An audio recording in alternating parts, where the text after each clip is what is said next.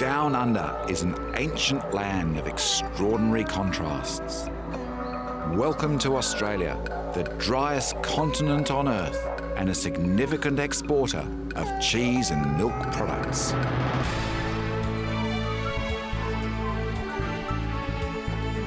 Dairy farming began here after the first fleet landed at Sydney Cove in 1788 with just 5 cows and 2 bulls. The precious herd escaped into the surrounding bush, only to be found 7 years later at a place called Cow Pasture.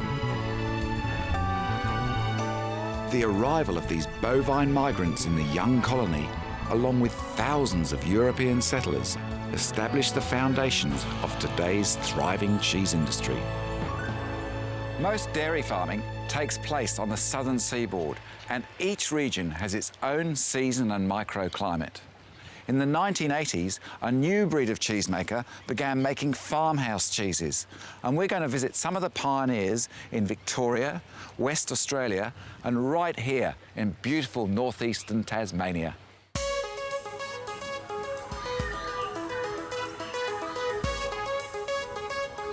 In this part of Tasmania, the clean air, deep volcanic soils and cool temperate climate are ideal for dairy farming, particularly for the production of rich cow's milk. Isolated from the mainland markets by treacherous Bass Strait, the early European settlers faced difficult and challenging conditions. Despite its small population, Tasmania now produces more than 5% of Australia's cow's milk. The industry here developed mass production techniques and collected milk on a cooperative basis in order to be cost competitive in the export of butter and cheddar back to the mother country. But it wasn't always that way. These cloth-bound wheels are typical of the cheeses made in Australia during the 1890s that laid the foundation of the dairy industry. Today, there's just one producer that still makes cheeses this way, and they've been doing it for 4 generations.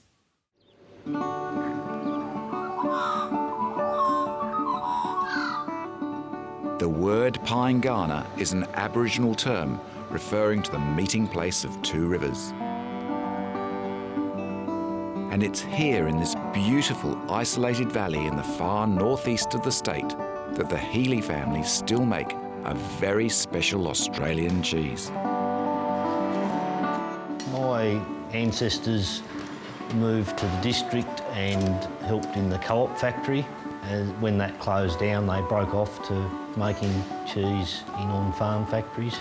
And then we started making on the home property about 12 years ago. I guess one of the biggest things was to continue the family farm in the district for one more generation, but also to try and make it so that it was sustainable and that we actually had a lifestyle out of that.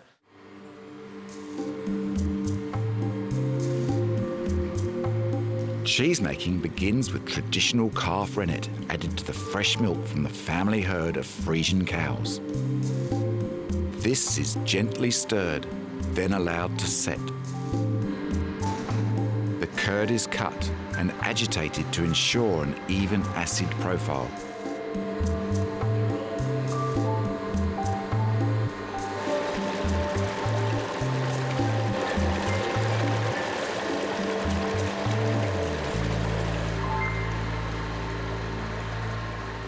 John, this is the stage that differs from cheddering. Just explain it to me.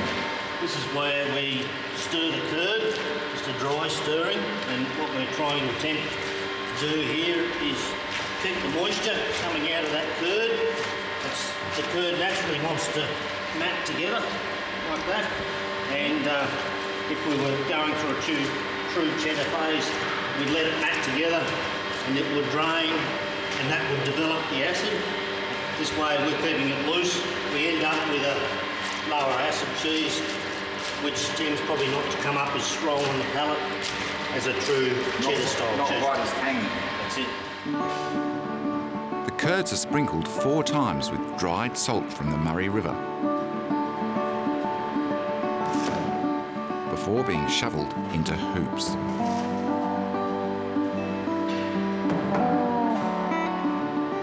From here they are drained overnight in an old-fashioned press and matured for between 6 and 18 months.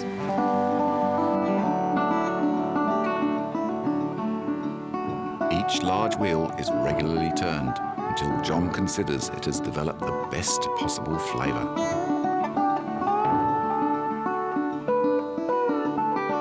Like all handmade cheeses, the flavour of each batch varies from day to day.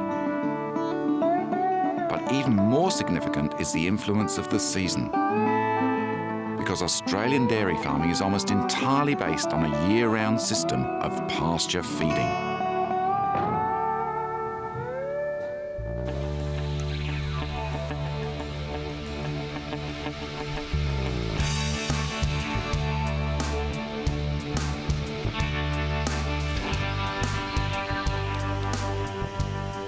Nowhere in Australia is dairy farming more seasonal than here in Western Australia. For a brief period in spring, the paddocks are covered in an amazing display of wildflowers before the long, hot summer sets in. These conditions have proved ideal for producing a wonderful goat cheese. In the hills north of Perth is a place called Gippsland, where Gabrielle Cavella and partner Alan run a herd of 120 goats and produce some of this country's finest goat cheese. Gabrielle has long been a leading pioneer in the production of Australian farmhouse goat's cheese. So how long have you been at this game, Gabrielle? Oh, a long, long time. I actually started the business in '84, Yeah. but I bought my first goat in 1980 when I bought the farm. They look And lovely. Very proud of it. That's many years of breeding. Their herd is a mix of Saanen and British Alpine. And for the past decade, they've been crossing the breeds to create the perfect milking goat. We noticed that the animals that were crossbred had the hybrid vigour in them. So what we did is we started crossing the white goats, which are the Saanens, with the black and white goats, which are the British Alpine. And by crossing them backwards and forwards, we started picking up the recessive genes, which give us this sort of feral type of goat. And she will just consistently, for 1,000 days, give us milk. She won't suffer a sick day. Generally, they're either very, very healthy or dead. The old dairy was under the lean-to of the veranda at the old cheese factory, and that was 25 years ago when it started off with 3 or 4 goats and a small milking stand. And we've progressed up to this, and 2 years ago we started building this factory. And what we did is we took all the best of the best we'd worked in and filtered out all of the problem areas. We also insulated the dairy so that it's quiet and it doesn't get as hot in here, because we can have some brutally hot summers up to 50 degrees centigrade. Gosh, they're growing so beautifully. Gabrielle and Alan believe the use of biodynamic farming methods has greatly improved milk quality and, of course, the flavour of the cheese. Our soil when we started was just a few inches deep, and with doing nothing but these minerals and the biodynamic preparations, you know, you can put a shovel down this deep now, beautiful black soil. It's really work.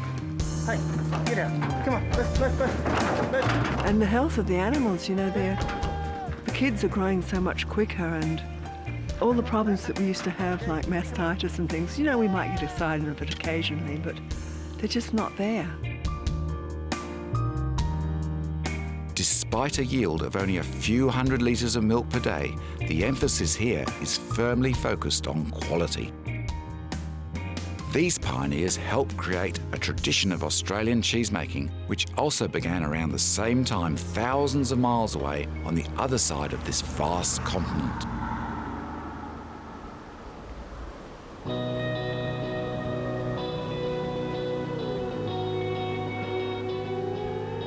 The Gippsland region in eastern Victoria was first discovered in 1840 by the famous scientist and explorer Paul Strzelecki.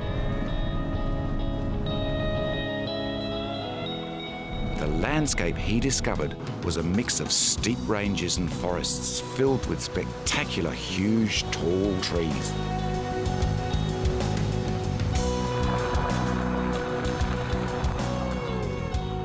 This wild environment proved a deterrent to farmers until the 1920s, when soldier settlers were encouraged to take up dairying in the region. Victoria's farmhouse cheesemaking tradition began here, and the area is now home to a significant number of specialist cheesemakers. This small cheese company created the first Australian farmhouse blue in 1983. The reason it's considered a genuine farmhouse cheese is because it's made entirely from Frisian cow's milk sourced from the farm. Winters in the region can be cold and wet, but a temperate climate and reliable rainfall provide for healthy pasture growth. David Johnson is the son of one of the original pioneers who created the deliciously soft and creamy Gippsland Blue, now sold under the Tarago River label. This cheese is adapted from a sweet gorgonzola recipe, and the production process closely mirrors that of its famous Italian cousin, although everything here is done by hand.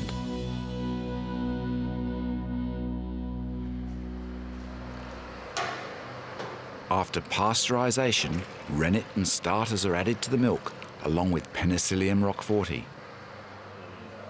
Once this curd is set, it is carefully cut and stirred.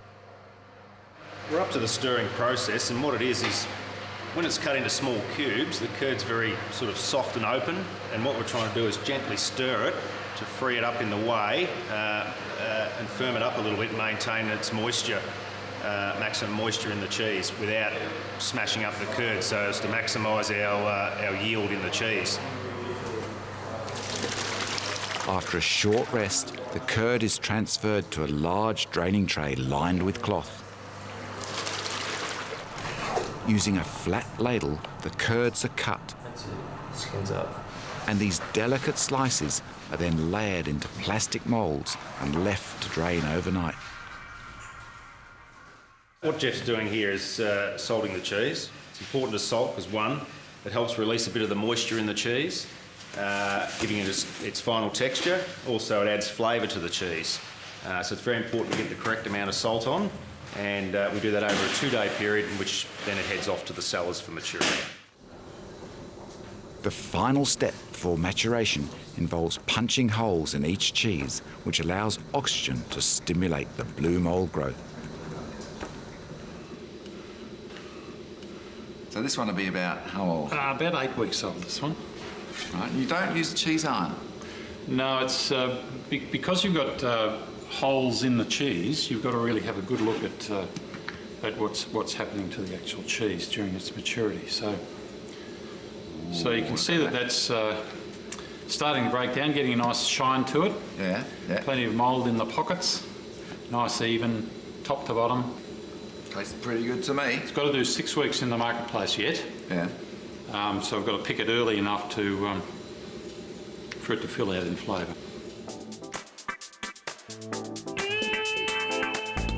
The foil wrapped around each cheese helps yeasts and fruity bacteria to develop on the rind, as well as preventing the cheese from cracking or drying out.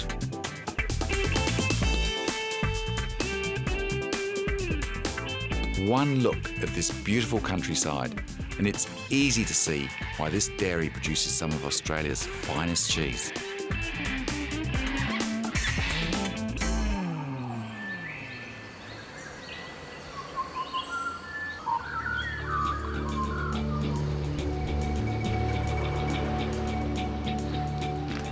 This beautiful river was discovered by a whaler named Captain James Wishart, and he came here one night seeking shelter during a storm in Bass Strait. Wishart and his crew were based in Tasmania and operated a small cutter named Fairy. It was after subsequent trips to use the safe anchorage and supplies of fresh water he found here that he named this place Port Fairy. The name Fairy does seem a bit at odds with the big, strong whaler types that settled this region. Even more so when you consider the name of this place was Belfast until 1887.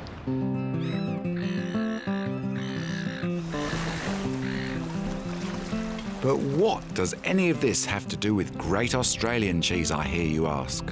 Well, this area is home to one of Australia's most unusual pioneers, a man named Roger Haldane, whose ancestors operated the nearby lighthouse and ran a sizable fishing fleet from Port Fairy. Come on.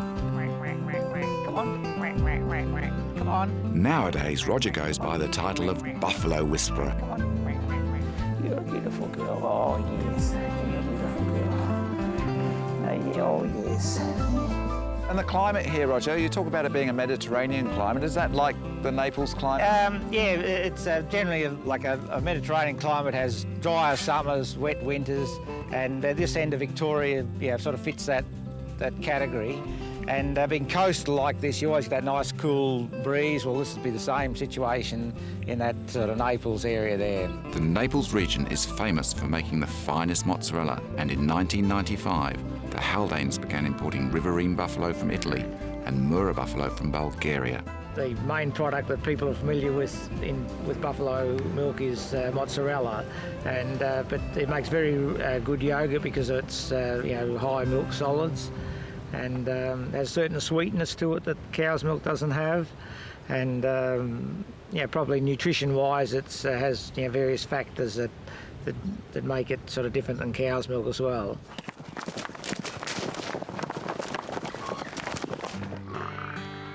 Each buffalo produces about 8 litres of milk per day.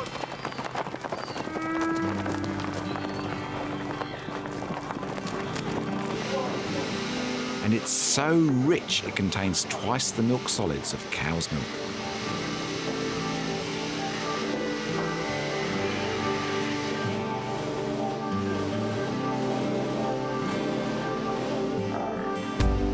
Milking is carried out just once a day in the afternoon, and the milk is transported to the factory for production early the next morning.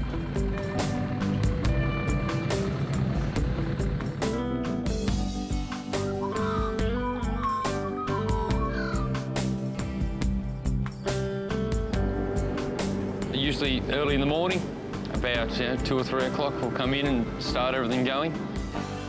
And then, depending on which cheese we make, usually the mozzarella process would be all the milk's pasteurised. Then a starter is added. About 15 minutes, 20 minutes after that, we put a rennet in. Once starters and rennet have worked their magic, the pH levels are checked. A sample of curd is placed into hot water and stirred, so the cheesemaker can clearly see the texture and judge if it's ready to become mozzarella. The curd is removed in slabs and then chopped into cubes ready for the final hot water bath.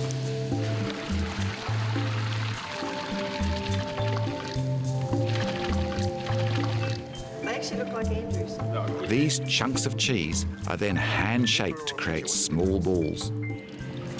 This is a nice way to share a morning, isn't it, Andrew? It certainly is. Just tell me what you're doing here. This is where we're moulding the cheese, nipping it. Now, this is really, really hot, isn't it? Oh yes, yeah, about between 60 and 70 degrees, so you certainly see us put our hands in the water, that's for sure. The Y seal is traditionally the handmade seal, where a flat seal will be machine made. So that's the big difference.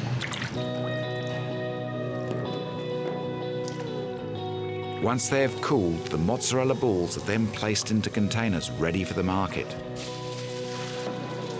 A water bath guarantees they'll retain their shape during transport. If you haven't tried buffalo mozzarella, believe me, it's a revelation. One of my favourite ways of enjoying it is on pizza. With tomato, basil, drizzled with virgin olive oil and cracked pepper.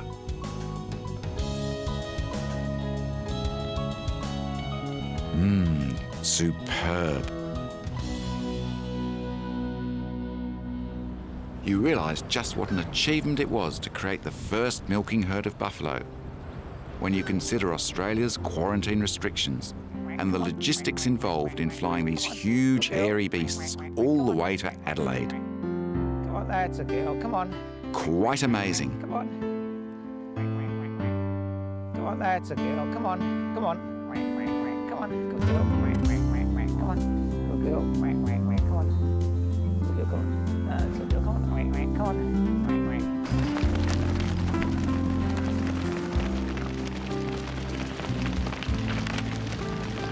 They're about to milk over 1,000 sheep here over the next 2 hours, and that's the second time today. And in the dairy next door, they're also milking over 1,000 goats, making this the largest non-bovine dairy in Australia.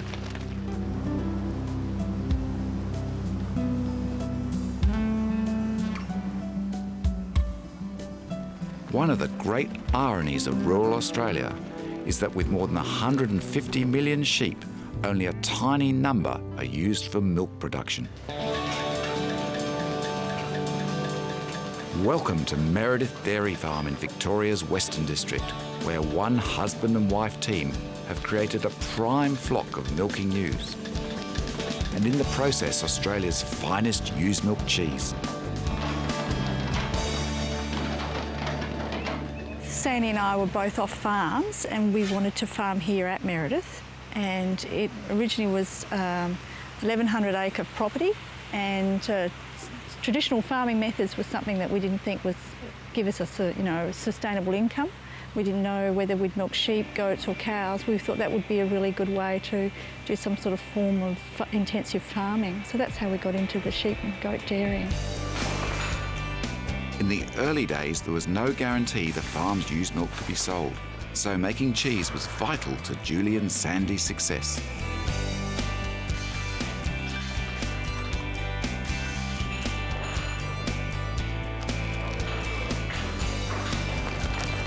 Nowadays, the emphasis is on breeding an Australian dairy ewe that will one day deliver milk for up to 300 days a year. On the farm, Sandy looks after the animals and Julie is head cheesemaker. Meredith make an interesting range of cheeses, which includes award-winning feta and the first Australian ewe's milk blue, Meredith Blue. If I stir too long, I'll actually start mucking up the coagulant. Lovely curd. It's lovely. Now, it's really important not to muck it up, like mash it up too much now, because you can lose moisture and you end up with very dry cheese. It's got that lovely lactic smell to it, sweet. It just feels like egg white, like scrambled eggs. The cheeses are left to drain overnight.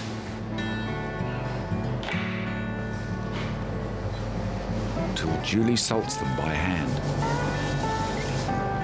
They spend 4 weeks at a temperature between 10 and 12 degrees and are turned every 3 days. This cheese is made with certain moisture content, so that inside the cheese there's small pockets where there's gaps. And what we're trying to do here, by stabbing the cheese, we're allowing oxygen into those areas inside the cheese, and where oxygen is, the blue mould will grow. The end result is a delicious, soft, creamy cheese that combines a distinct ewe's milk flavour with the tangy blue mould. It's a little young, this one, because most of the cheese we mature and dispatch. It's got a lovely silky texture to it. It's almost like velvet. And the blue in there, that's a Penicillium roquefort. Penicillium roquefort, yeah, and we also add other things in there. There's the geotritum, which is the white mould, and also some yeast and things to contribute to the flavour. The hard work, passion and commitment of this diverse group of farmhouse pioneers has created a legacy that Australia can be truly proud of.